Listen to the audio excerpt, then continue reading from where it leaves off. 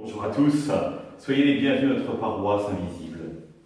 Traçons sur nous, au début de cette petite célébration, le signe de la croix, car c'est Dieu qui nous rassemble, au nom du Père, du Fils et du Saint-Esprit. Amen. Prions pour nos frères et sœurs malades.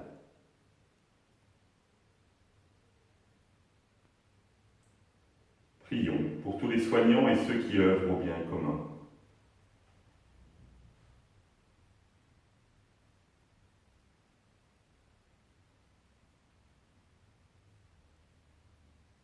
Prions pour ceux qui sont dans l'angoisse, qui souffrent de la solitude.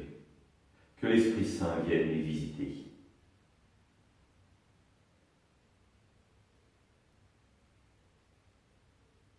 Et pour manifester notre communion, je vais allumer cette bougie au cierge pascal.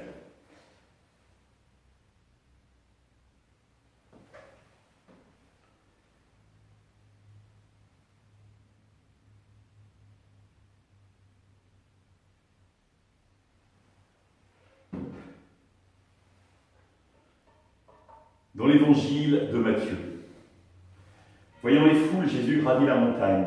Il s'assit et ses disciples s'approchèrent de lui. Alors ouvrant la bouche, il les enseignait et il disait : Heureux les pauvres de cœur, car le royaume des cieux est à eux. Heureux ceux qui pleurent, car ils seront consolés. Heureux les doux, car ils recevront la terre en héritage. Heureux ceux qui ont faim et soif de la justice, car ils seront rassasiés. Heureux les miséricordieux, car ils obtiendront miséricorde.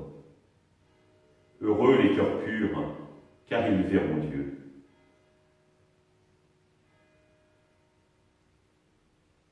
Heureux les artisans de paix, car ils seront appelés fils de Dieu. Heureux serez-vous heureux ceux qui sont persécutés pour la justice, car le royaume des cieux est à eux.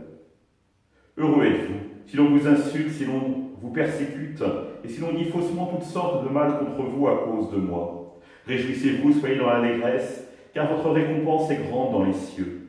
C'est ainsi qu'on a persécuté les prophètes qui vous ont précédés. Acclamons la parole de Dieu. Louange à toi, Seigneur Jésus. Le début du chapitre 5 de l'évangile de Matthieu fait partie des passages qu'on cite fréquemment pour montrer le lien entre Ancien et Nouveau Testament. Vous avez bien sûr, frères et sœurs, trouvé immédiatement ce lien. Réfléchissez, à quel moment peut-on voir un lien ? Eh bien, tout au départ, quand Jésus gravit la montagne, il s'assoit et ses disciples s'approchèrent de lui et il ouvre la bouche et il enseigne. Vous allez me dire, quel lien avec l'Ancien Testament ? Et bien sûr, vous allez percuter en disant, bah oui, Moïse va sur la montagne pour recevoir les tables de la loi.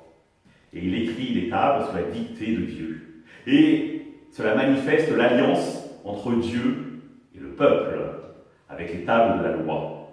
Jésus est présenté par Matthieu donc comme le nouveau Moïse, celui qui gravit la montagne, on dit qu'il s'assoit dans la chair de Moïse, pour enseigner et dire finalement les nouveaux commandements, que sont les béatitudes. Et donc, vous voyez, les béatitudes répondent aux commandements de la loi juive. Et ils commencent par heureux. C'est-à-dire que vivre cette alliance avec Dieu, c'est entrer dans un chemin de bonheur. Mais ce qui est paradoxal, c'est que quand on regarde la suite, ce ne sont que des choses négatives. Heureux ceux qui pleurent. Heureux les artisans de paix, c'est-à-dire ceux qui réalisent qu'il y a un manque de paix, si on est artisan de paix. Heureux les miséricordieux, c'est-à-dire ceux qui sont capables d'avoir un cœur de pauvre, donc qui endurent les choses. Etc., etc. Et pourquoi sont-ils heureux, ces gens-là ? Pourquoi le fait de croire en Dieu, dans le Christ, va nous rendre heureux ? Ben, tout simplement, c'est que la suite des béatitudes, je ne sais pas si vous avez remarqué à chaque fois, est au passif, est un passif. C'est-à-dire, ce n'est pas nous qui allons résoudre le problème, c'est Dieu lui-même qui va agir pour nous. Et c'est cela qui est extraordinaire, frères et sœurs, c'est que dans notre alliance avec Dieu, Dieu agit pour nous et Dieu veut notre bonheur. Et c'est cela finalement la condition sine qua non de la foi. Est-ce que je crois, oui ou non, en un Dieu qui veut mon bonheur et qui veut m'aider à avancer dans la vie?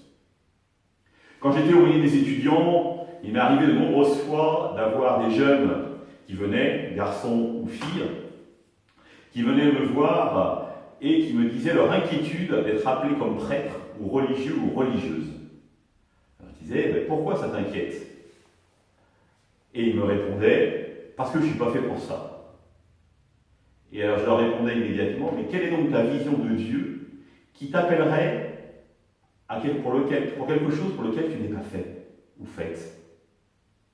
Moi, ce qui m'inquiète, c'est ta vision de Dieu. Est-ce que tu crois véritablement que Dieu veut ton bonheur, que Dieu veut un chemin d'amour pour toi? Alors si tu le crois, tu n'as aucune crainte, parce que les appels de Dieu sont des appels qui vont t'emmener sur un chemin de bonheur. Il ne dépendra que de toi d'y répondre ou pas. Dieu propose et l'homme dispose. C'est cela, notre relation à Dieu aujourd'hui avec le Christ. Dieu ne cesse de nous proposer ces chemins de vie. Des fois nous les prenons, des fois malheureusement nous les refusons. Alors, frères et sœurs, renouvelons véritablement notre confiance en Dieu. Nous croyons en un Dieu qui nous aime, qui veut ce chemin de bonheur pour nous, tous les matins. Soyons-en persuadés, la journée sera bonne, car elle m'est donnée par Dieu. Et je vous invite à conclure ce petit temps en priant. Notre Père, qui es aux cieux, que ton nom soit sanctifié, que ton règne vienne, que ta volonté soit faite sur la terre comme au ciel. Donne-nous aujourd'hui notre pain de ce jour. Pardonne-nous nos offenses, comme nous pardonnons aussi à ceux qui nous ont offensés. Et ne nous laisse pas entrer en tentation, mais délivre-nous du mal. Amen.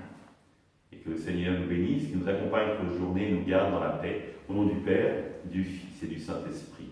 Amen. À demain.